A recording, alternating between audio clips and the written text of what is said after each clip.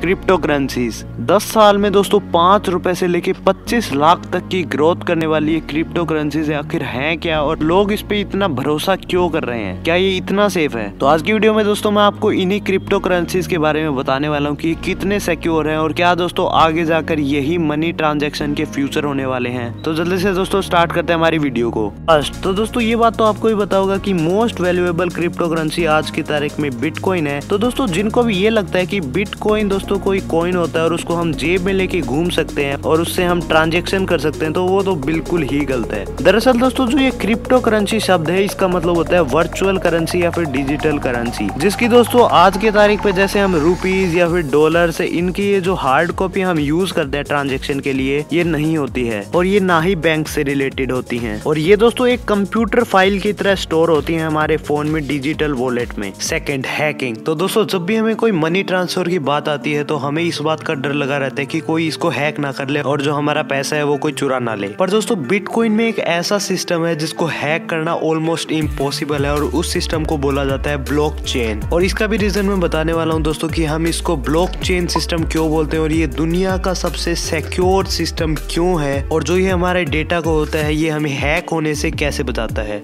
अब ये दोस्तों गूगल, और गूगल पे हमें सर्च करना है बिटकॉइन ट्रांजैक्शन, और जो दोस्तों ये साइट है ये ब्लॉकचेन की ऑफिशियल साइट है जो कि दोस्तों आज तक जितनी भी बिटकॉइन की ट्रांजैक्शन हुई हैं वो सारे के सारी आपको दिखा देती है। अब दोस्तों मैं इनमें से कोई भी एक रैंडम बिटकॉइन की ट्रांजैक्शन उठाता हूँ, जैसे कि ये। अब दोस्तों जब भी कभी बिटकॉइन के बीच में ट्रांजैक्शन होती है तो उसके बीच में एक बहुत ही मुश्किल मैथमेटिकल इक्वेशन होती है जिसको सोल्व करना पड़ता है, और वो सोल्व करने वाले भी लोग हम जैसे ही होते हैं, और उनको दोस्तों इसके रिवॉर्ड में कुछ बिटकॉइंस मिलते हैं, जैसे कि दोस्तों इसमें मिले हुए हैं। और दोस्तों जो लोग इन मैथमेटिकल इक्वेशंस को सोल्व करते हैं इन लोगों को बुलाया जाता है माइनर्स। अब दोस्तों जो ये ब्लॉकचेन है इसका मैं आपको एक सिंपल सा एग्जांपल के साथ आपको समझाता हूँ। मान लो दोस्तों कि ये एक रैंडम हैश है या फिर आप कह सकते हैं कोड है जिसके अंदर इंफॉर्मेशन है, और वो इंफॉर्मेशन मान लीजिए दोस्तों कि वो है राहुल। अब दोस्तों जो ये ब्लॉकचेन टेक्नोलॉजी है ये इस इंफॉर्मेशन को स्टोर कर लेती है, और मान लीजिए दोस्तों कि उसके कुछ टाइम के बाद बिटकॉइन का एक और ट्रांजैक्शन हुआ और उसमें भी सेम एक कोड या फिर हैश था जिसमें एक और इन्फॉर्मेशन थी, और वो इन्फॉर्मेशन मान लीजिए दोस्तों कि वो नाम था सुमित। अब दोस्तों जो ब्लॉकचेन टेक्नोलॉजी है वो सुमित को जब स्टोर करेगी, उस इन्फॉर्मेशन को स्टोर करेगी, तो साथ ही साथ दोस्तों तो जो ये इस हैश की या फिर कोड की इन्फॉर्मेशन है वो भी स्टोर कर लेगी, और वो स्टोर होगी राहुल और सुमित के नाम से। और ऐसे ही दोस्तों कुछ टाइम के बाद फिर से बिटकॉइन का ट्रांजैक्शन होगा, तो जो ट्रांजैक्शन की इन्फॉर्मेशन है वो तो रहेगी, पर दोस्तों जो पिछले दो बिटकॉइंस की इन्फॉर्मेशन है वो भी इसके साथ साथ स्टोर होती जाएगी। और ऐसे ही दोस्तों जब जब बिटकॉइन के ट्रांजैक्शन होते रहेंगे तो उनके जो पीछे वाले बिटकॉइन के ट्रांजैक्शंस हैं उनकी इन्फॉर्मेशन भी साथ साथ स्टोर होती रहेगी। और मान लीजिए दोस्तों कि हम कोई भी बिटकॉइन का रैंडम ट्रांजैक्शन उठा लेते हैं और उठा के अगर कोई हैकिंग करने लग जाता है उसमें, तो उनको दोस्तों पिछले सारे के सारे बिटकॉइंस की जो ट्रांजैक्शन हुए हैं उन सबको दोस्तों हैक करना पड़ेगा, और वो जब तक दोस्तों हैक करेगा उतने में दोस्तों जो बिटकॉइन की टीम है वो उनको पकड़ लेगी। और ऐसा नहीं है दोस्तों कि कोई भी हैकर आएगा वो 2-3 दिन में हर एक हैश को हैक करेगा और वो बिटकॉइन को 2 या 3 साल में पूरा का पूरा हैक करके ले जाएगा। क्योंकि दोस्तों जो मैं आपको मैथमेटिकल इक्वेशन को सोल्व करने की बता रहा था वो दरअसल दोस्तों इतनी ज्यादा डिफिकल्ट होती है कि बहुत सारे सुपर कंप्यूटर्स की पावर का यूज करना पड़ता है उस इक्वेशन को सोल्व करने के लिए। और ऐसा तो है नहीं कि दोस्तों दुनिया में जितने भी घर हैं उनमें एक ना एक तो सुपर कंप्यूटर मिलेगा, वो बहुत लिमिटेड होते हैं। और अगर दोस्तों आपको इनके डिफिकल्टी का भी पता लगाना है कि ये कितनी ज्यादा डिफिकल्टी होती है, तो आप दोस्तों उसी वेबसाइट पे जाके अगर आप कोई भी रैंडम ट्रांजैक्शन को देखेंगे तो वहां पे आपको दिख रहा होगा डिफिकल्टी लेवल के नाम से, और यहाँ पे दोस्तों देख सकते हैं कि कितनी ज्यादा डिफिकल्टी है। और आप ये भी समझ गए होंगे कि इनको रिवॉर्ड क्यों मिलता है, वो भी इतने सारे बिटकॉइंस जिनकी कीमत 25 लाख तक की है। तो अगर दोस्तों ऐसी इक्वेशंस को अगर हैकर सोल्व करने लग जाएं, और जो माइनर्स होते हैं वो तो 1 या 2 ट्रांजैक्शंस की ही सोल्व करते हैं इक्वेशंस को, पर जो भी दोस्तों कोई बिटकॉइन को हैक कर रहा होगा उसको ये सारे के सारे जो इक्वेशंस है वो सोल्व करनी पड़ जाएंगी, और जिसके लिए उन्हें सदियां लग जाएगी, पर फिर भी वो हैक नहीं होगा। और यही था रीजन दोस्तों कि जो ब्लॉकचेन टेक्नोलॉजी है वो सबसे सिक्योर क्यों है।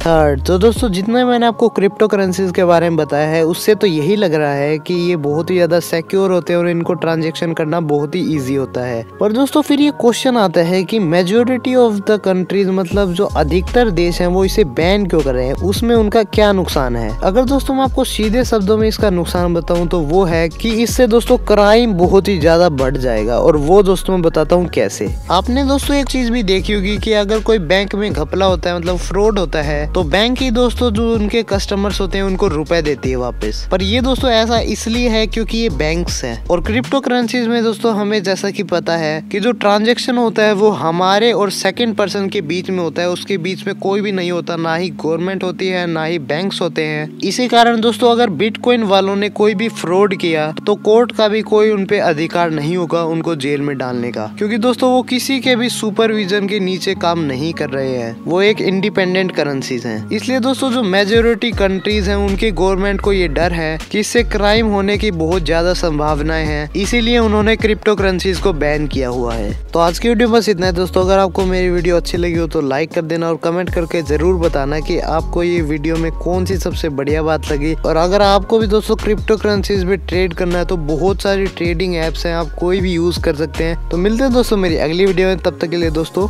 बाय।